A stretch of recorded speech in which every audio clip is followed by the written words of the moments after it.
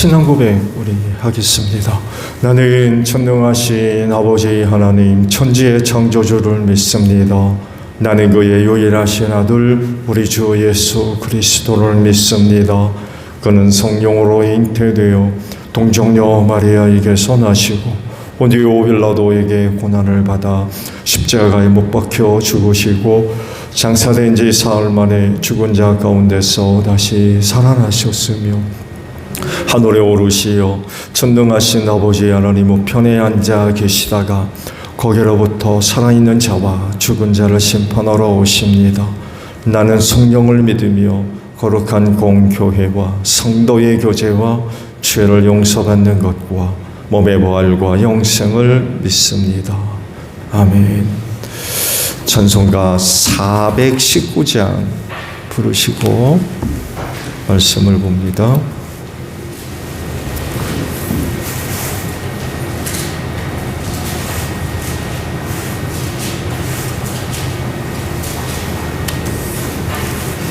찬송가 419장이에요.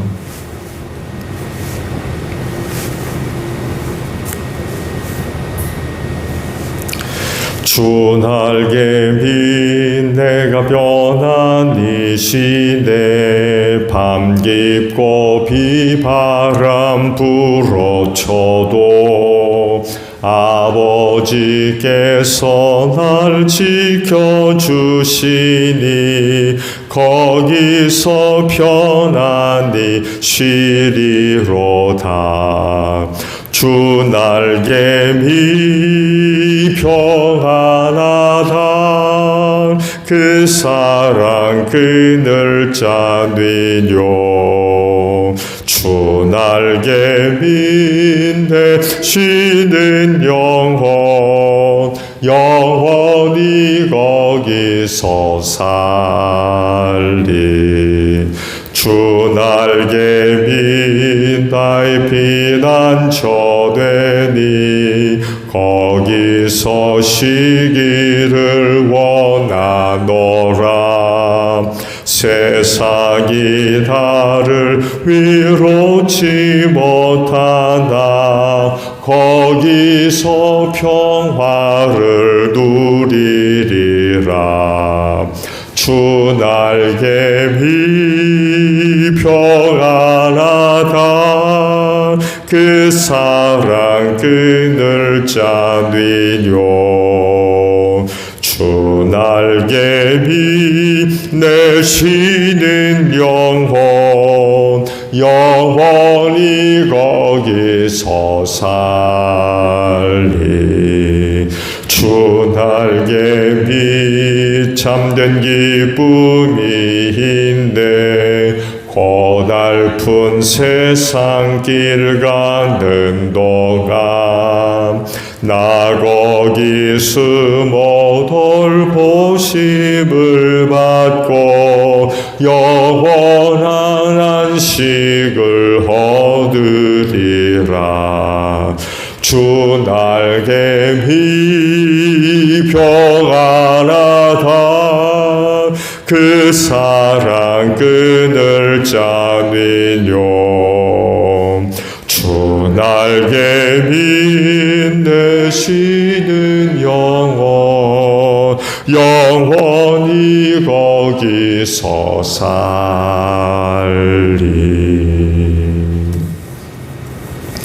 말씀을 봅니다. 마태복음 13장 18절에서 30절까지 있는 말씀을 봅니다. 너희는 이제 씨를 뿌리는 사람의 비유가 무슨 뜻을 지녔는지를 들어라. 누구든지 하늘나라를 두고 하는 말씀을 듣고도 깨닫지 못하면 악한 자가 와서 그 마음에 뿌려진 것을 빼앗아 간다. 길가에 뿌린 씨는 그런 사람을 두고 하는 말이다. 또 돌짝밭에 뿌린 씨는 이런 사람이다. 그는 말씀을 듣고 곧 기쁘게 받아들이기는 하지만 그 속에 뿌리가 없어서 오래가지 못하고 말씀 때문에 환난이나 박해가 일어나면 곧 걸려 넘어진다. 또 가시덤불 속에 뿌린 씨는 이런 사람이다. 그는 말씀을 듣기는 하지만 세상의 염려와 재물의 유혹이 말씀을 막아 열매를 맺지 못한다. 그런데 좋은 땅에 뿌린 씨는 말씀을 듣고서 깨닫는 사람을 두고 하는 말인데, 이 사람이야말로 열매를 맺되 100배 혹은 60배 혹은 30배의 결실을 낸다. 예수께서 또 다른 비유를 들어서 그들에게 말씀하셨다. 하늘나라는 자기 밭에다가 좋은 씨를 뿌리는 사람과 같다. 사람들이 잠자는 동안에 원수가 와서 밀 가운데 가라지를 뿌리고 갔다. 밀이 줄기가 나서 열매를 맺을 때에 가라지도 보였다. 그래서 주인의 종들이 와서 그에게 말하였다. 주인 어른께서 밭에 좋은 씨를 뿌리지 않으셨습니까? 그런데 가라지가 어디서 생겼습니까? 주인이 종들에게 말하기를 원수가 그렇게 하였구나 하였다. 종들이 주인에게 말하기를 그러면 우리가 가서 그것들을 뽑아버릴까요? 하였다. 그러나 주인은 이렇게 대답하였다. 아니다. 가라지를 뽑다가 가라지와 함께 밀까지 뽑으면 어떡하겠느냐? 추수 때까지 둘 다 함께 자라도록 내버려 두어라. 추수할 때 내가 추수꾼에게 먼저 가라지를 뽑아 단으로 묶어서 불태워버리고 밀은 내 곳간에 거두어 두리라고 하겠다. 아멘.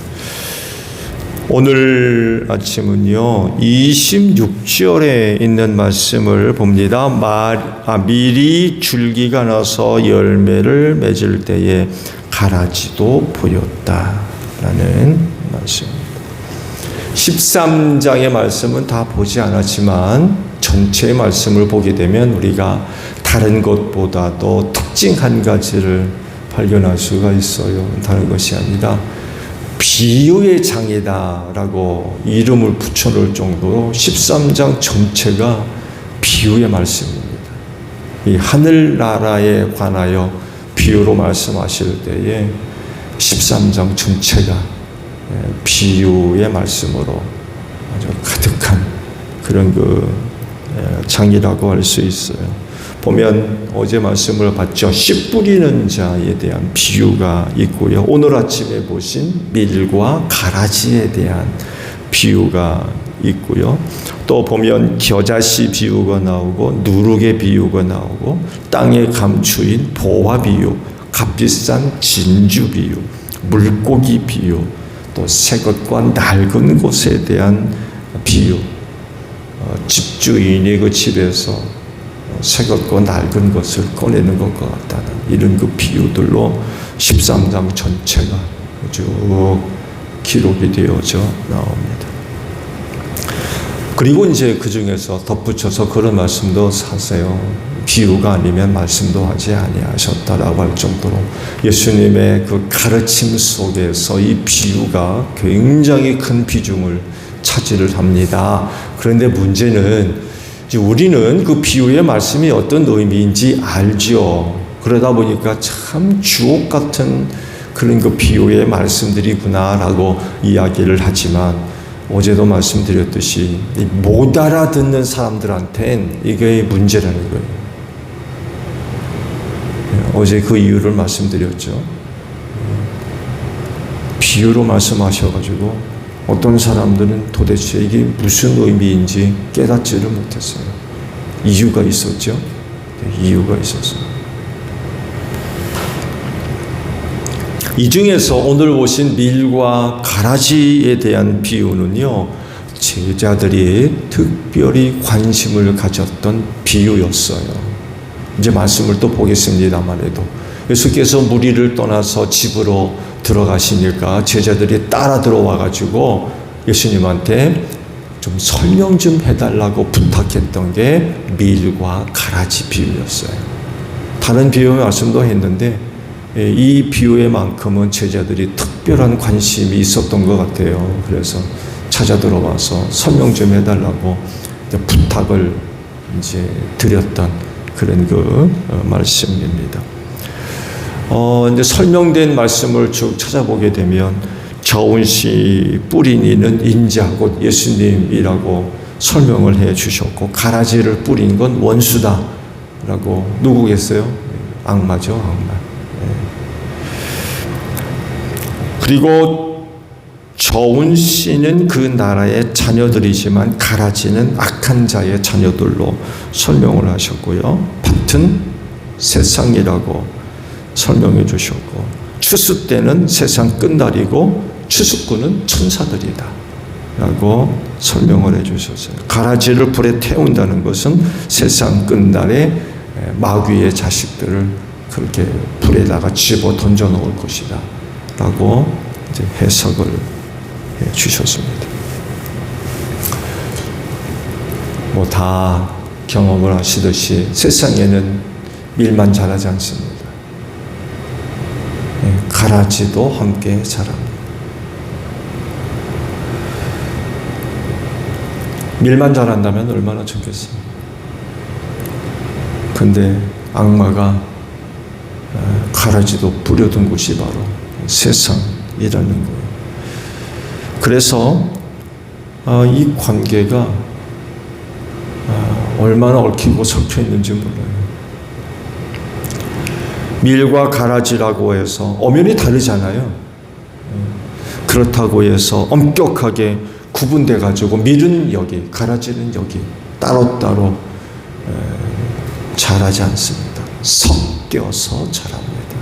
섞여서 자라다 보니까 이런 일로 저런 일로 이렇게 얽히고 저렇게 얽히고,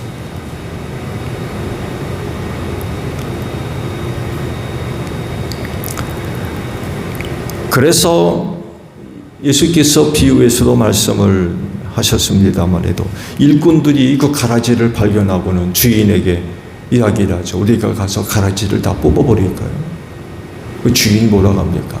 가라지를 뽑다가 밀까지 몰필 것 같으니까 그냥 둬라. 이게 무슨 얘기냐면 뒤섞여 있다는 거예요. 뒤섞여 있다는 얘기는 말씀드린 대로 이런저런 일로 이렇게 얽혀 있고 저렇게 얽혀 있고 그렇다는 거예요. 그러다 보니까 자칫 잘못했다가는 밀까지 뽑아버리면 그런 일도 일어날 수 있다고 저 말씀을 하신 거죠.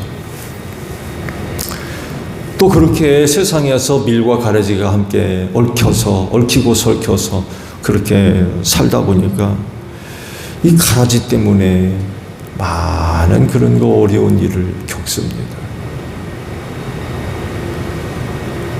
잡초잖아요. 그러다 보니까 밀이 여러 가지 어려운 일을 겪을 수밖에 없어요. 중학교 다니면서 종종 농어촌 봉사라고 하는 것을 했어요.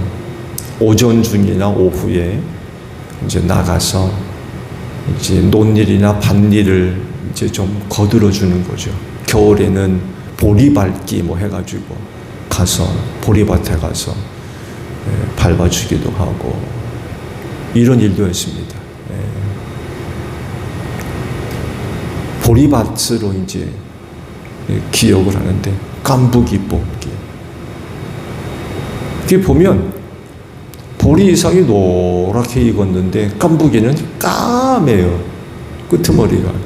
근데 그거 뽑으러 이제 나간 일도 있었어요. 근데 집주인이 그런 얘기를 한 게 기억이 나요. 깐부기 뽑을 때 잘 뽑아야 된다. 그 깐부기에 그 가루가 날리게 되면 그 보리 이삭에도 이게 깐부기가 붙어가지고 병들어서 이제 못 쓰게 된다는 거죠. 그래서 깐부기를 뽑을 때 그 까만 그 가루가 날리지 않도록 조심해서 잘 뽑아라라고 했던 그런 그 말씀이 기억이 납니다. 이와 같이 밀과 깐부기가 뒤섞여 사는 곳이 세상입니다. 그러다 보니까 가라지와 함께 자랄 때에 밀이 그 가라지로부터 여러 가지 어려운 일을 당할 수밖에 없는 거죠. 그런데 그 비유의 말씀 속에서 아주 굉장히 놀라운 말씀을 하셨어요. 그 말씀이 바로 오늘 아침에 주신 말씀입니다. 밀이 줄기가 나서 열매를 맺기 시작했다 라고 말씀을 하십니다. 가라지와 함께 있었지만 그 가라지를 이겼다는 얘기예요. 가라지의 여러 가지 어려운 일들 잘 견뎠다는 얘기입니다. 참아냈다는 얘기고요. 악한 영향이 있었지만 견뎠다는 얘기예요. 만약에 가라지를 함께 자라면서 미리 못 견뎠다면 그 줄기가 나가지고 열매를 맺기까지 했겠습니까? 도중에 자라다가 말라버리든지 이삭도 못 내고 주저앉아 버리든지 병들든지 그랬을 텐데 그 밀이 이삭이 나가지고 줄기가 솟고 열매를 맺기까지 됐다.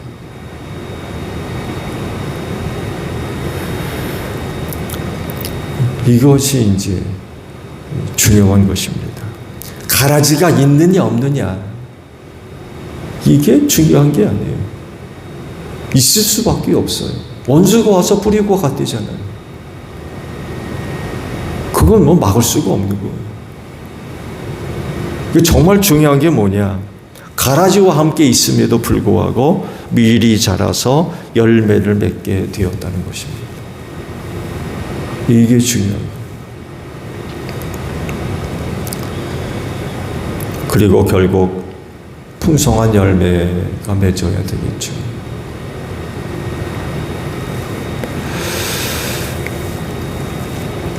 가라지와 함께 자라면서 이렇게 저렇게 얽히고 설키면서 생활할 수밖에 없는 게 세상입니다. 그렇지만 결국 밀은 밀로 자라야 돼요. 가라지가 있다고 그래가지고 이상하게 되면 안 돼요.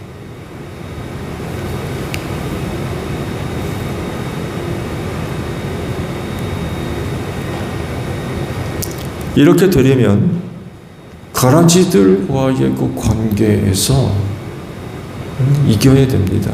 승리해야 돼요. 견뎌야 되고요. 인내해야 됩니다. 깐부기가 자기의 악한 그런 그 시커먼 가루를 흩뿌리고 달려들어도 영향받지 말아야 돼요.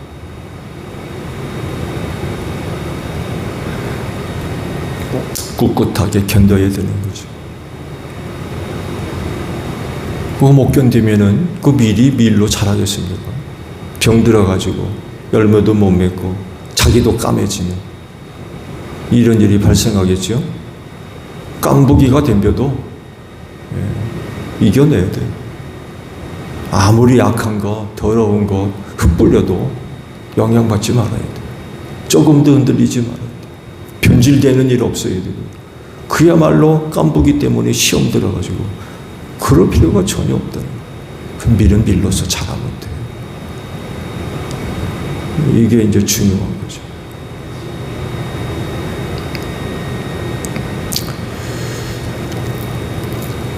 그리스도인으로서의 모습 잃지 마십시오. 예수님이 좋은 씨앗을 뿌렸다고 그러잖아요.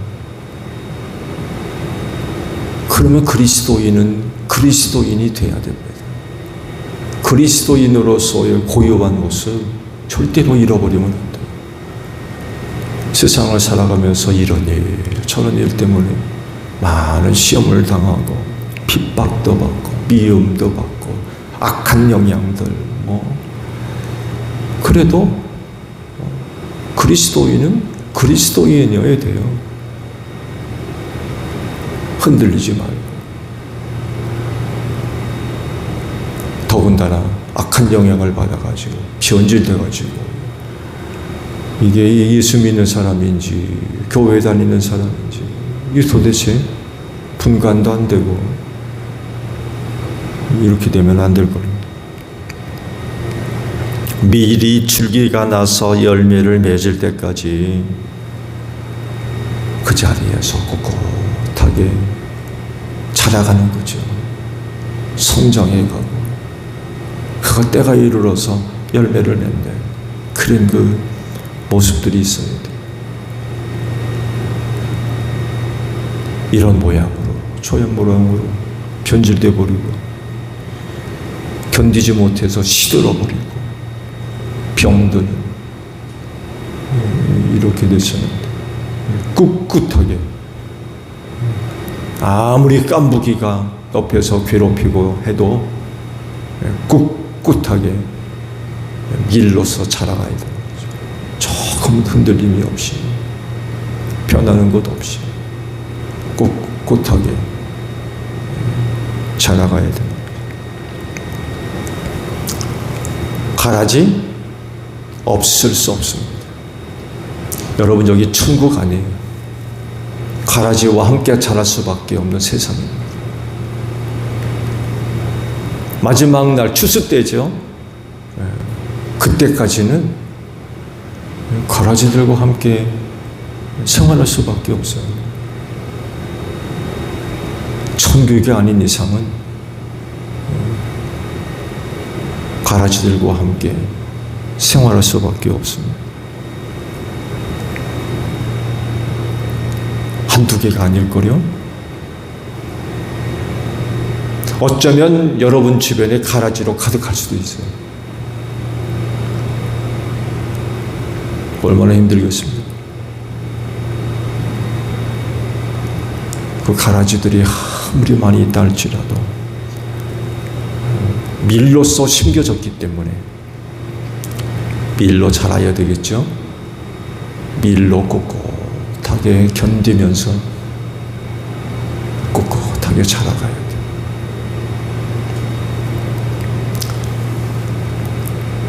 시험에 들 필요도 없어요. 사실은 그렇잖아요. 그 이상한 일이 아니잖아요. 근데 가라지 때문에 시험 들어가지고 그럴 필요가 어디 있어요. 그건 당연한 건데 이상한 일이 아니잖아요.